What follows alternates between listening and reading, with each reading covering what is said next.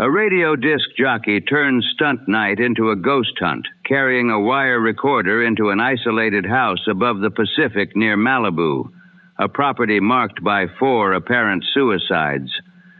That is the assignment facing Smiley Smith, played by Ralph Edwards, with Joseph Kearns as Dr. Clarence Reed, an investigator of psychic phenomena, in Suspense, Episode 3, first heard June 2nd, 1949.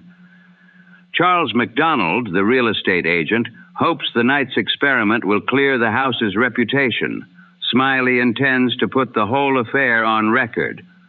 From an original story by H.R. Wakefield, adapted for radio by Walter Newman and directed by Anton M. Leader, here is Ghost Hunt. And now, our story begins.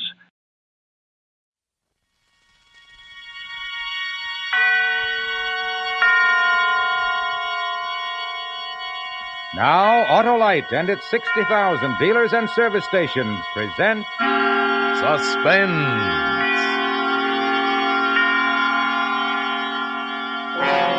Tonight, Autolite brings you Mr. Ralph Edwards in Ghost Hunt, a suspense play produced and directed by Anton M. Leader.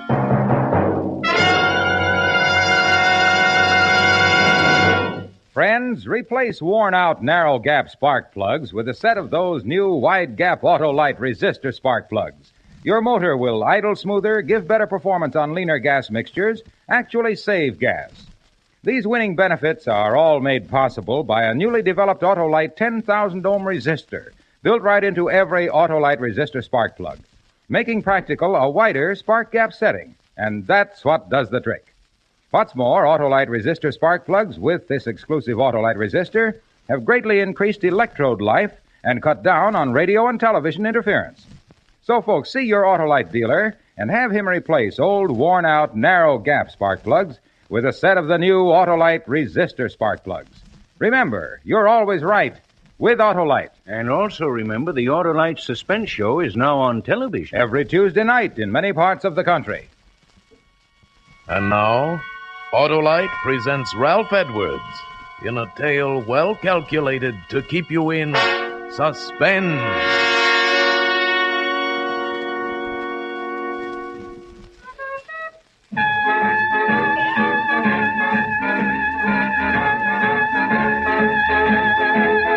Yeah, didn't that leave you high, huh? Left me feeling treetop tall. That was Louis Armstrong's I Can't Give You Anything But Love. And that's all we have time for on the Hot and Mellow Hour tonight. Yes, this is Smiley Smith, your favorite disc jockey. I hope booting the Hot and Mellow Hour home for this evening. I'll be back again tomorrow night, minus the music, but with a little surprise for you. Tomorrow night, Friday night, as you know, is stunt night here at station WXP, and have I got a stunt for you. Last week, if you remember, I planted my wire recorder in the steam room at a lady's Turkish bath and let you listen in on the playback, remember? Well, tonight, as soon as I leave the studio, do you know where I'm going?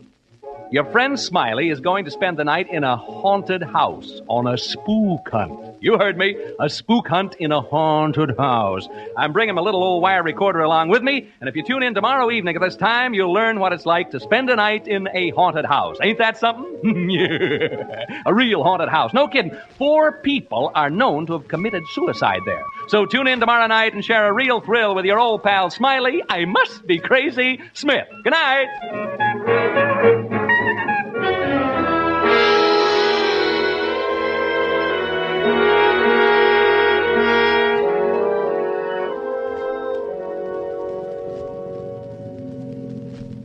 Care for a cigar, Mr. Thorpe? I got some cigars in the dash there.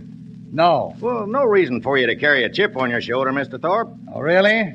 Well, I don't like this fool stunt. Well, I don't see it as a fool stunt at all. I really don't. I think it's the only way you're going to unload this house. Ordinary selling methods won't work in a case like this. Now, don't forget the reputation saddling this house. 4 suicides since 1939. You know what people call it, the death trap. Yes. It's a lot of nonsense. Sure, but try to convince people of that. Anyway, when this disc jockey offered me this chance to kill all the rumors about the about the property, I just naturally jumped and took him up at it, especially since it don't cost a cent. You sure about that? I'm not liable for a penny. Not a cent. We're doing him a favor, letting him use the place, he said. Thanked me for the chance last night when I drove him out here. So one hand washes the other, as the feller says. He got a chance to pull off a stunt, and the wire recording will prove the people the property's A number one, and we increase the chance of selling the place. Well, as long as it doesn't cost me anything. Not a thing. He's using his own recorder, and I'm paying for the rental of a couple of walkie-talkies he hooked up to it. Well, what about this Reed? Does he charge anything? He comes gratis, too. Dr. Reed is a psychic investigator. Belongs to a couple of societies that do nothing but hunt ghosts. He showed me articles he's written about it in their magazines. Well, here's the house. Yeah, looks real nice in the sunshine, don't it? Yeah, man, smell that sea breeze. You don't have to sell me. Well, let them know we're here. Yeah, probably asleep up all night and everything. Why don't they come out? Do you think they've gone? Well, I told them last night I'd pick them up around 11. Smith! Smith! Hey, Smiley!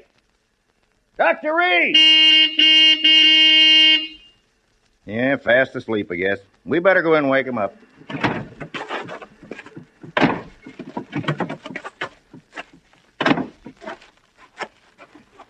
Of course, they may have taken the bus back to town. Oh, no. It's a 2-mile hike to the main highway.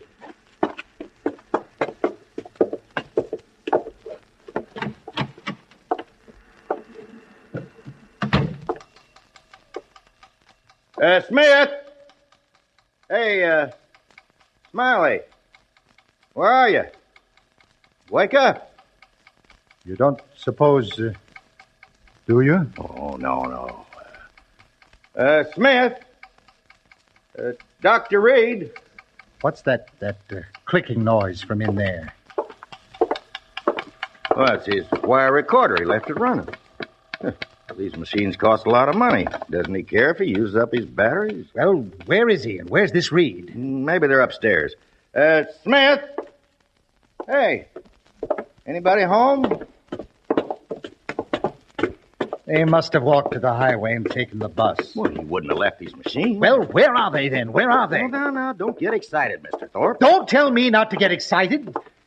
If something's happened to them in my house, I'm liable. Well, you try this side. I'll try that. All right. Smith.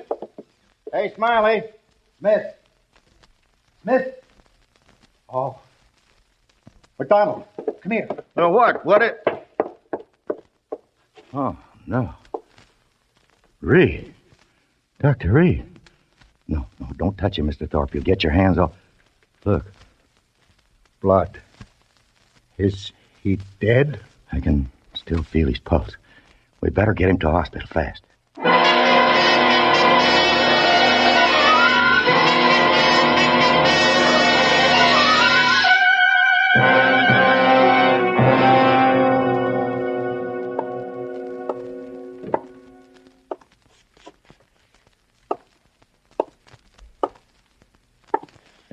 Care for a cigar, Mr. Thorpe? No, thanks. Oh, why not try to relax? The nurse said Reed would be all right as soon as he's had a blood transfusion. You told the radio station to be sure and call us as soon as they had any word about Smith? Yes, I told him. Why don't you sit down? No, I'm all at 6s and 7s. What do you suppose happened out there last night? We're going to know in just a second, just as soon as I can get this recorder set up. You don't suppose Smith and Reed got into a fight, do you? Yeah, there. Huh? A fight? I don't know. Well, what's wrong? Won't it work? Yeah, it works. Take it easy. 1, 2, 3. Testing. 1, 2, 3. There. Testing. Listen. 1, 2, 3. All set, Dr. Reed? Mr. McDonald, hey? Okay, here we go. This is Smiley Smith speaking. Smiley Smith, the ghost hunter. I don't know whether to hope this will turn out to be a success for the sake of the program or a failure for my own sake. Anyway, all the preparations have been made now, and it's up to the spooks. I better tell you where we are. Right now, we're standing on the lawn of a house about 12 miles above Malibu Beach. The ocean is 100 feet away, straight down. The house is perched on a cliff, and there's a sheer drop of about 100 feet right into the old Pacific. Maybe you can hear the surf pounding. I'll turn up the volume. Hear it? Now, I'm going to have you meet two gentlemen who are here with me. Incidentally, we're the only people around for miles and miles. First, I'd like you to meet Dr. Clarence Reed of the British and American Psychical Research Guilds. Dr. Reed is a famous investigator of psychic phenomena, and I'm very honored to be associated with him on this ghost hunt. He's smiling in an embarrassed sort of way. You're much too kind, Mr. Smith. Dr. Reed has conducted experiments in this field with such great believers in spiritualism as Oliver Lodge and Arthur Conan Doyle. He looks a bit like Santa Claus. He's short, stocky. You don't object, do you, Dr. Reed? No, indeed. And he has a magnificent white beard, a truly great beaver. Dr. Reed is so enthusiastic about ghost hunting that he got out of a sick bed this evening to be with us. Excuse me. My lungs. Mm-hmm. I was gassed in the First World War. Yeah. Anyway, Dr. Reed and I are here on the lawn looking at the house. Can't see much. It's around, 11 p.m. now. Seems to be a rambling sort of house, 2 stories high. Since it was built, there have been 4 suicides here. Is that right? That's right. Into the mic, please. Oh, yeah. 4 suicides since 1939. I better tell them who you are so they won't think you're a ghost. Standing with the doc and me is a real estate agent, Mr. Charles McDonald. He handles this property, and he can tell you a lot more about it than I can. Well, the house was built by a man named Marcus, Toby Marcus, an orange grower. Built the house as a wedding present for his wife. A month after they moved in, she took her own life. On the day of her funeral, he committed suicide the same way. There have been 2 other cases since then, and Did they all jump into the ocean? Yeah, all 4 of them, right over there. Yeah. The last one was actually seen doing it, about 3 years ago. He was seen running like all get out the edge of the cliff, and he was shouting and laughing and yelling as though there was people at his side running right along with him. You kidding? No, it's fact. He was laughing and yelling and running, and when he got to the edge, right over there, he jumped and never came above water. As good an argument against cold baths as ever I've heard. Since then, people just refuse to live in this house. Silly, I call it. Anyway, if you and Dr. Reed find any sign of a spook, I'll advise the owner to pull the house down and rebuild. But if you don't find anything, I'm hoping this will convince folks that here's a real buy. Okay, Mr. Smith, you and the doctor are on your own. I'll be by in the morning to pick you up around 11. Goodbye, Mr. McDonald. I hope there's something left for you to pick up in the morning. Well, it's almost pitch black, folks, and I guess Dr. Reed and I ought to begin. I don't believe in ghosts, never have, but what I say is this. If you're dead set on looking for them, this is a dandy place to do it. So long! Mr. McDonald just checked out. And then there were 2. Well, 3. Oh, my dog, yeah. Folks, I have my dog, Jeff, with me. He's a wire-haired terrier, 3 years of age, and he can talk. Yeah, say hello, Jeff. Come on, Jeff, say hello. Come on. Anyway, he's a wire-haired terrier, and he's 3 years old. Shall we go inside now, Dr. Reed? I was about to suggest it. Now, how do we hunt ghosts, Doctor? How do we do it, huh? Well, we don't really hunt them. If there should be any in the house, they will come to us. How cozy. And please, not ghosts. Do not refer to them as ghosts. We know them as apparitions. I'll remember. I've no desire to hurt their feelings. Where ghosts are concerned, I say live and let live.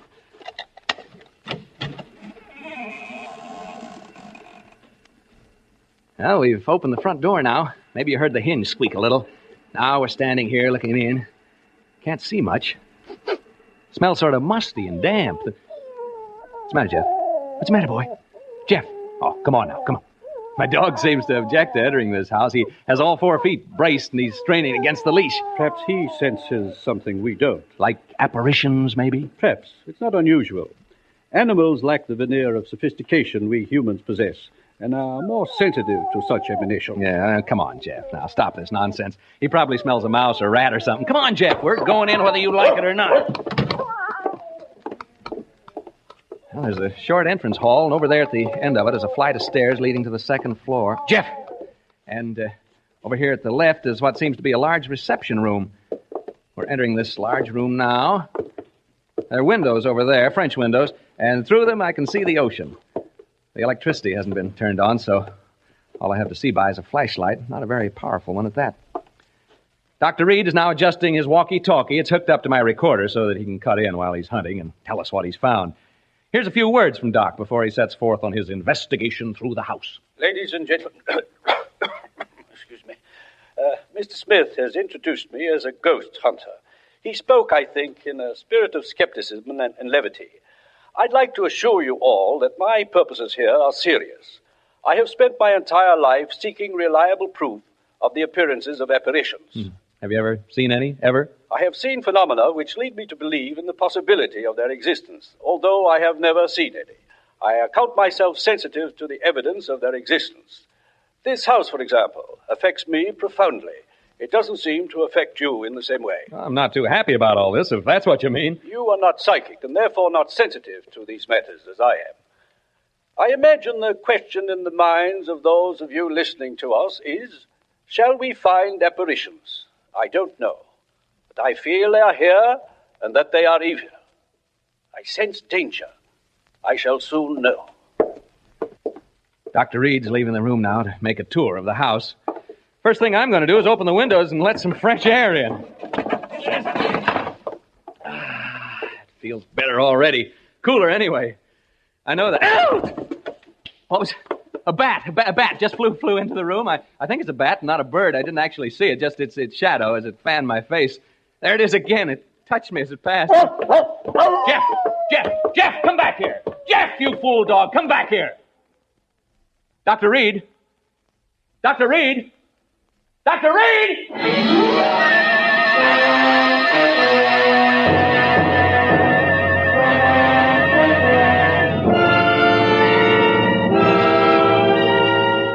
For Suspense, Autolite is bringing you Mr. Ralph Edwards in radio's outstanding theater of thrills, Suspense.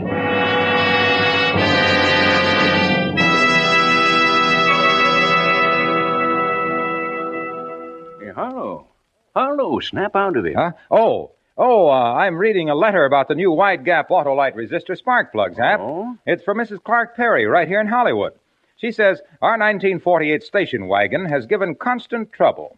Finally, the garage man said all the difficulty was spark plugs, and he installed a set of Autolite resistor spark plugs. Now the car runs beautifully. The very first time my husband has been really pleased. Well, smart garage man. Smart people to take his advice. Hap, you know, as more and more people learn about wide gap Autolite resistor spark plugs and how they make an engine idle smoother, give better performance on leaner gas mixtures, actually save on gas, why then more people will replace old, worn-out, narrow gap spark plugs with sensational new wide gap Autolite resistor spark plugs. Any more letters like that, Harlow? Plenty, Hap, plenty. Why, here's another one from New York City. Read it to me later, Harlow. We haven't time because here's Suspense. And now, Autolite brings back to our Hollywood soundstage Ralph Edwards as Smiley Smith in Ghost Hunt, a tale well calculated to keep you in suspense.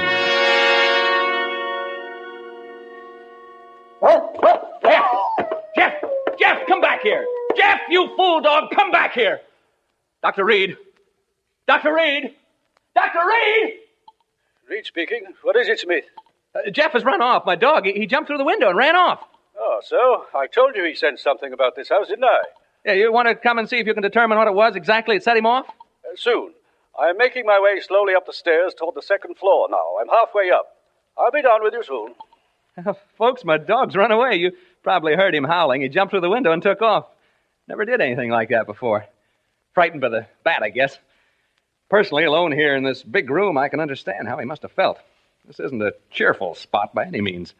I may not be psychic, but I sure have a feeling this house doesn't want us here. Read again. Excuse me. I have something of great interest to report. I'm now standing in an alcove on the second floor trying to recover my breath. As I reached the head of the stairs, I felt what I think is a definite psychic manifestation. I felt suddenly as though I had been punched in the solar plexus. That's the only way I can describe it. At the same time, I began to perspire. My head is still swimming slightly, and I have difficulty in swallowing. My pulse rate is around 110 in a minute. The sense of evil is very strong. I feel very, what shall I say, profoundly depressed. Do you want me up there? No, I prefer to remain up here alone. The presence of a disbeliever such as you might interfere with my investigation. Folks, I'd like you to get a picture of what it's like here. It's very quiet, for one thing. I've never been in such a quiet place, and it's pretty dark. No light except my flashlight. Tell you what, you go now and douse all the lights you have on. Go ahead, put out the lights, and that'll give you a clearer feeling of how it is here with me. Go ahead, put out the lights. Hey, did you hear that? Real estate agent told me I'd probably hear rats and mice in the walls. Well, I can certainly hear them now.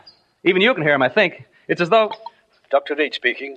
I've been working my way toward the front room, the one directly above the one in which Mr. Smith is now. The vibrations have become stronger and more pronounced as I approach it. I think I am on the verge of an important discovery. Important discovery. Did you get that? Now I can hear Dr. Reed moving about in the room above. I don't suppose you can. Have a try anyway, huh? Hear him? I hope he finishes his investigation soon, because, quite frankly, I'd like to get out of here. I can well imagine people becoming unhinged in this place. Right now, I find myself pretty jumpy. Not being very brave, am I? It's being alone in this room down here that does it. This darned old house. It's a very, the atmosphere. It's so very... I wish only to make this hurried report before continuing with the investigation in this room. I have carefully sounded out all the parts in this room, and the emanations are most strong from what appears to be a closet, before which I am now standing. As soon as I open the door to this closet, I will have, I think, a thing of great interest to communicate. I find no key to the lock, and so I will attempt to remove the hinges with my penknife, and I will tell you what I find when I open it. I'll tell you what it would cost to get me to open that door. In the basement at Fort... There's that bat again. It seems to like me, the way it keeps... Each time it passes, it touches my face or my neck with its wings. Smelly things, bats. I don't suppose they bathe very often, if at all. I wonder how... Get away, you bat! That bat'll be the death of me. It's like a jingle, isn't it? Bat'll be the death of me, the death of me, the death of me, bat'll be the death of me. It isn't far from London. No, that isn't the way it goes. It's come down to Q in lilac time, in lilac time, in lilac time. Come down to Q in lilac time. It isn't far. I haven't thought of that since I was a kid in grammar school. Gee, I had a lonely childhood when you come right down to it. That's my affair, isn't it? Yes, it is. It most certainly is. I have succeeded in removing the hinges to the door, and I find inside it is not a closet, but much larger. It is, I think, a dressing room. I have not yet been inside, but I am about to enter. What was I talking about? Bats. Well, the bat flying back and forth in this room is... Did you hear that? Did you hear it? Dr. Reed must have knocked something over in the dressing room. A chair, yeah, a heavy chair by the sound of it. The chair, or whatever it was, must have fallen right over my head. That's the way it sounded. I can see a small stain forming right on the ceiling, right over my head. Something ran across my foot just then. A rat, I think it was. I've always hated rats. Most people do, of course. That stain up there bothers me. It's gotten so big so soon. I think I'll take a chance and bother Reed and ask him what it is. Dr. Reed. Reed, can you hear me? Are you all right? Hello?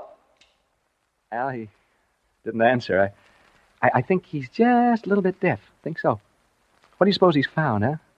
I'm afraid this is rather dull for you listeners. I'm not finding it so, of course. There. I heard him cough. Did you hear that cough? Hope he's all right. He got out of a sick bed to come here this evening, you know. He was gassed in the First World War, and this place is beginning to get on my nerves a wee bit. Just a teensy-weensy bit.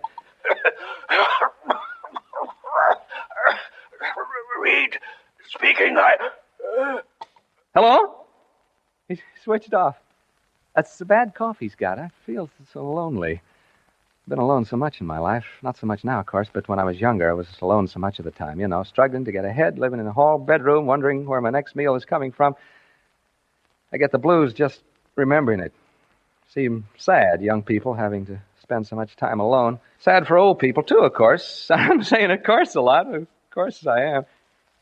Hey, that stain on the ceiling, it's grown amazingly. It's actually beginning to drip. Form bubbles.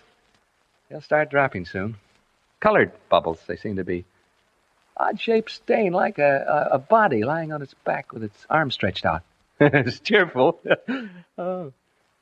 I'll certainly advise Mr. McDonald to have this place pulled down. I'll go upstairs in a minute or two to see how Dr. Reed's making out. You know, listeners, I really believe I go completely crazy if I had to stay here much longer. Wears you down. That's exactly what it does. It wears you down. It's so close and musty in here. I feel sort of trapped. Don't know why I said that. That's what they call this place, you know, the death trap. There, what did I tell you? That stain started to drip drops. Drip drops, drip drops, drip drops. Drip. I'll catch the next one in my hand. Reed! Dr. Reed! I'm going upstairs now, listeners. I'm afraid something has happened to Dr. Reed. I'm not kidding now. I mean, this is on the level. Which room could it be now? Right? No, right. This is it, I think. Oh, evening, gentlemen. And madam? I'm so glad to see you. I was just aching to see somebody.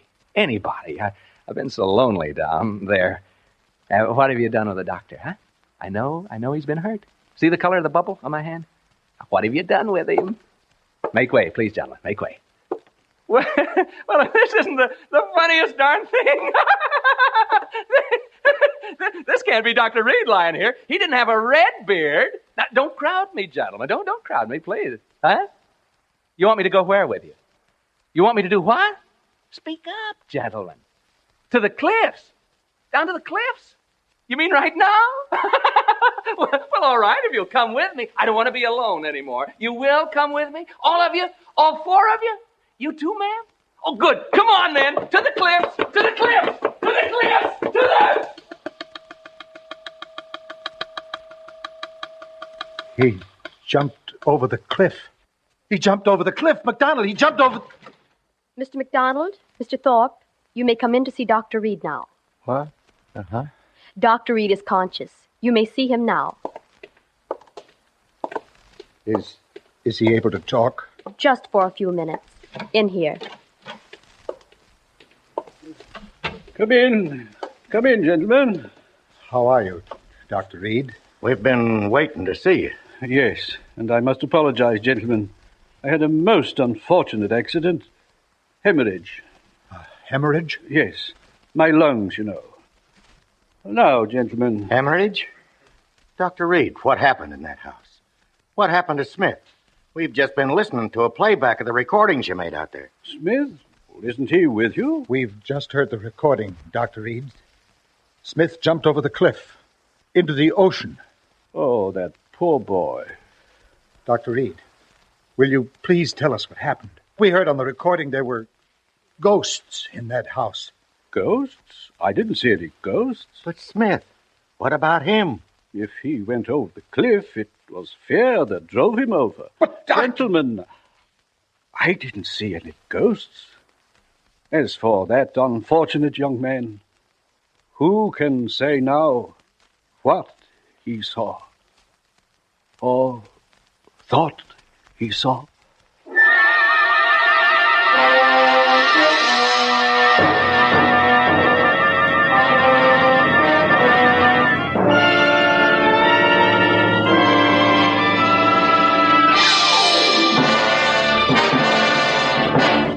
Thank you, Ralph Edwards, for displaying your versatility by appearing as guest star on Suspense. Say, Harlow, that Edwards does everything. No, does. Don't use that word on our Autolite show. Oh, come now, Harlow. I can make you use that word, as you call it. How?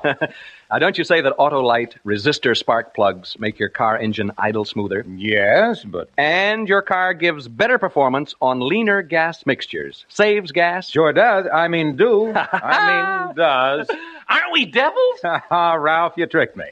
Well, anyhow, it does my heart good to tell people that Autolite resistor spark plugs are ignition engineered by Autolite, which makes more than 400 products for cars, trucks, airplanes, and boats in 28 plants from coast to coast. Autolite also makes complete electrical systems for many makes of America's finest cars. Batteries, spark plugs, generators, starting motors, spark plug wire, battery cable, coils, distributors. All ignition engineered to fit together perfectly, work together perfectly because they're a perfect team. The lifeline of your car. So, folks, don't accept electrical parts that are supposed to be as good. Remember, you're right with Autolite.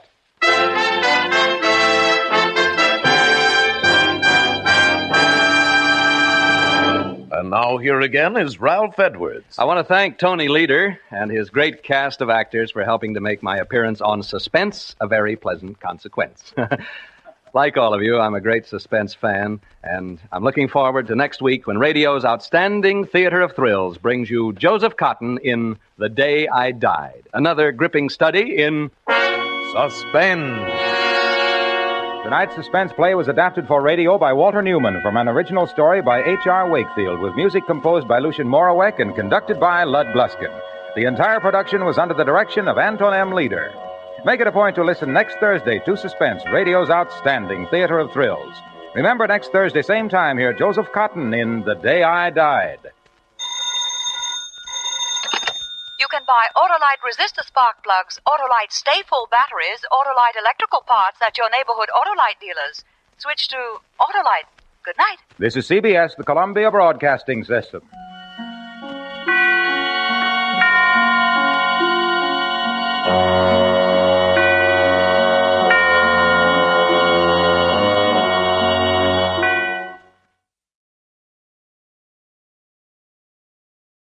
The Pacific night falls quiet after Suspense's ghost hunt. Good night, and thank you for joining us.